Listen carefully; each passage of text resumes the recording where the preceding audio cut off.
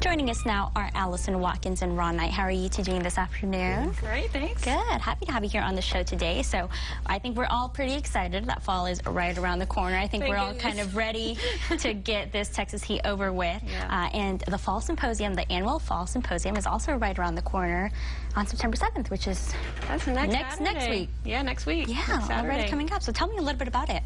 We are so excited to have this event. So Ron Knight here is one of our amazing Master Gardener volunteers. And he started this 8 years ago, and I just love, he's so impressive how he puts this together. He travels all over the state just to hear people give talks, and if they're good, he wants them to come to San Angelo. And so he has a really awesome lineup set up for us this year. We started this back in 2010 during the infamous drought, 2011, and we just wanted to give the local citizens a way of learning how to have a beautiful landscape without wasting water. Yeah, so we try to bring in speakers that address that issue. Which is important here in West Texas. Whenever we had a really wet spring, but after that, pretty much we have seen just a few storms here and there. It's been kind of rough. Yeah. The better the spring is, the harder the summer is.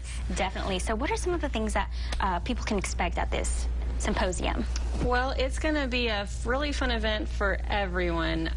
If you're into landscaping and gardening, if you're into nature and you like birds and butterflies, if you want to have a nice lawn, we have 5 different speakers with 5 different topics, all on, like you said, good landscaping for the Concho Valley. So it's going to be specific to, what's good for us here. And in this, West Texas is its own climate, and so we need to learn how to do things that's right for this climate. But it's an all-day event with 5 different speakers. Lunch is included. There are going to be a lot of delicious refreshments. There are going to be a lot of great door prizes. 2 of the speakers are authors, and they have books, and those books will be door prizes, and they'll be available for purchase. And you are wanting people to register beforehand, so you're wanting them to register by September 4th, is that correct? Right, that's next Wednesday. Yes. So you have to sign up ahead of time. There's no late minute registration or registration at the event. You have to sign up ahead of time, and you can just call the extension office, 659-6528, or you can go to the Master Gardener's website. Just Google Concho Valley Master Gardeners. You can find it. You can sign up online with a credit card. So it's really easy to get signed up and come enjoy this event to learn all these good topics. And at $30, I think, is a pretty good deal to learn so much, and one day lunch provided, great speakers. What we try to do is, the community is so good to the Master Gardeners in April when we have our plant sale.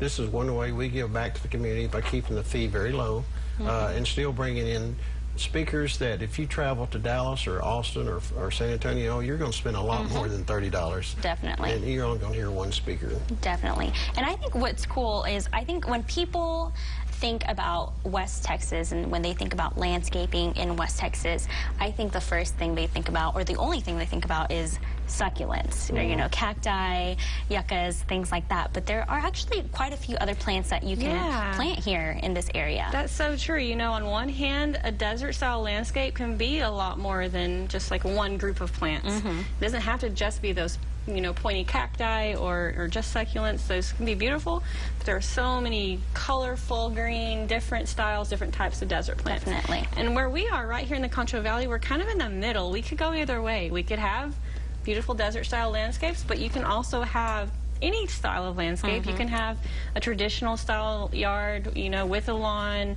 and shrubs and flowers that are more traditional. It's just, it's important to use drip irrigation and to do good soil improvement with compost. That's one of our topics, will be good soil management. So there are definitely things to do to be more successful with your traditional landscape, but it doesn't have to just be one only set style. Like, it doesn't have to just be this rocky xeriscape. Those can be beautiful, but what started this was we want to show people that it can be, any style of landscape. There's not only one option, right? Right. Earth-kind landscaping is not just a style, but it's a method. And so we teach those methods in our classes as to how you can have an enjoyable landscape with minimal impact on water usage. All right. Well, don't go anywhere, because right after this break, we're going to dive a little bit more into this symposium. We'll be right back.